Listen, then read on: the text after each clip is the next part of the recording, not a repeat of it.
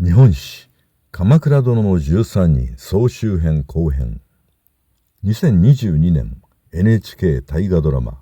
鎌倉殿の13人をまとめた後編では、北条義時が時政と牧の方を追放していよいよ権力の頂点へと上り詰めていくシーンを見ていこう。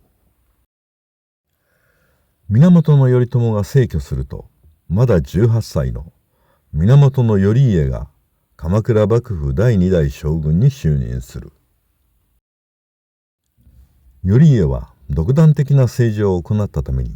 北条時政は他の有力御家人たちと図って13人による合議制をスタートさせた。しかしこの鎌倉殿の13人と呼ばれた合議制が新たな幕府内の権力争奪戦を巻き起こすことになるのである。まず最初に頼家の側近梶原景時を時政の娘阿波局が讒言によって突き落とす。景時は御家人66人もの弾劾連判状を突きつけられて失脚し、一族と共に誅殺されている。将軍頼家はかけがえのない側近景時を殺害された復讐に、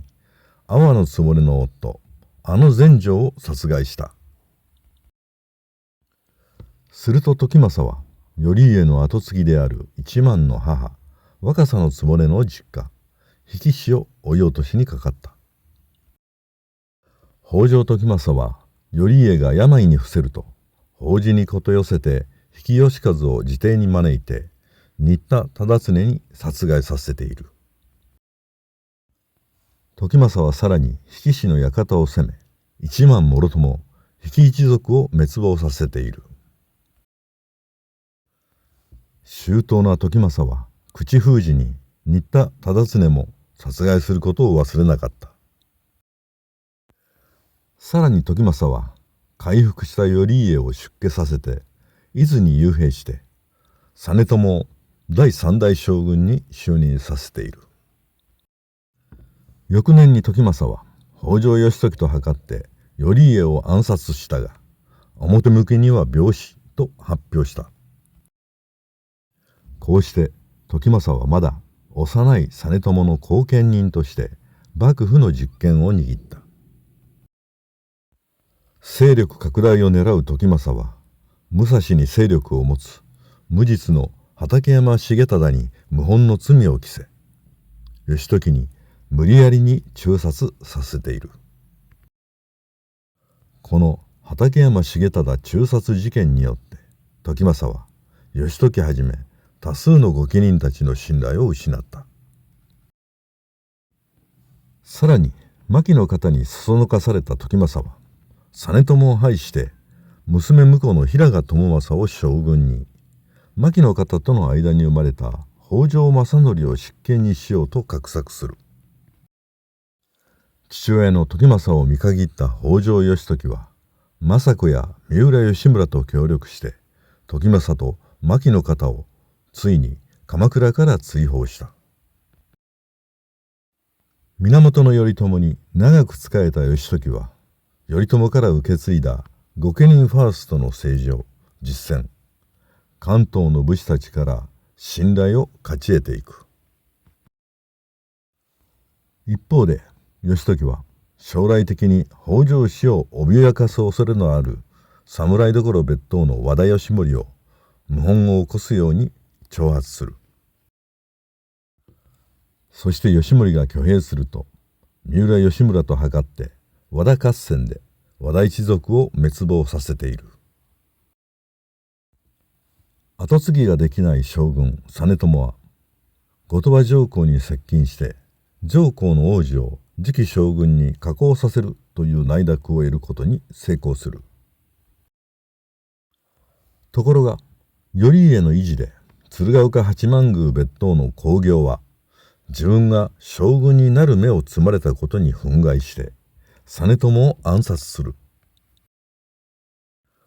この時義時は危うく難を逃れ、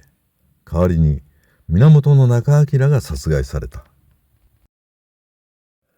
鎌倉幕府は次期将軍として都の摂関家からわずか2歳の九条頼経を迎え、北条政子が後見人となった。源氏将軍が断絶して弱体化した幕府を叩くチャンスは今しかないと考えた後鳥羽上皇は、北条義時追討の院宣を下し、承久の乱が勃発する。義時は上洛して自らの命と引き換えに朝廷との戦争を避けようとする。しかし義時を引き止めた北条政子は御家人たちに心情を吐露する。あなたたちはせっかく朝廷からの呪縛を逃れ、鎌倉に築いた武家社会をこのまま壊滅させてもいいのですか。自らの命と引き換えに鎌倉を守ろうとする義時をあなたたちは見殺しにするのですかと訴えた。政子の心からの叫びに呼応した鎌倉の武士たちは、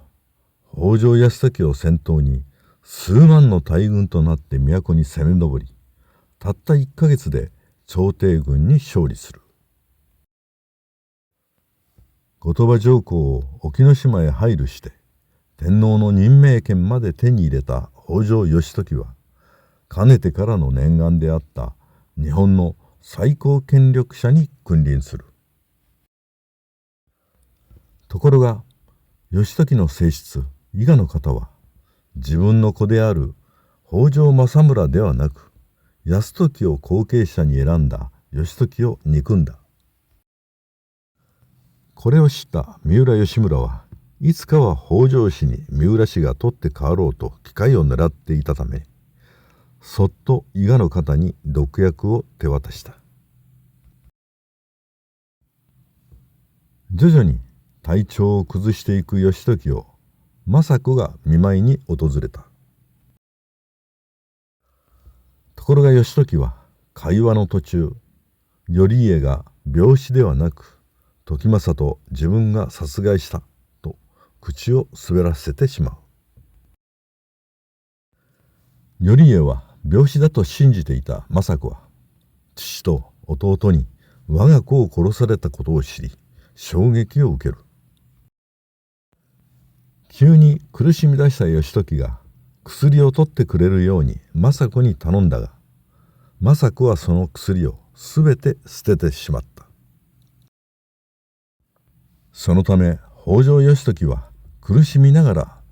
政子の前で息を引き取るのである。北条政子が義時を見殺しにしたのは、もちろん我が子を殺された憎悪のためであろう。しかし弟の義時がこれ以上悪行に手を染めて苦しむ姿を見たくないとの姉としての思いもあったのかもしれない。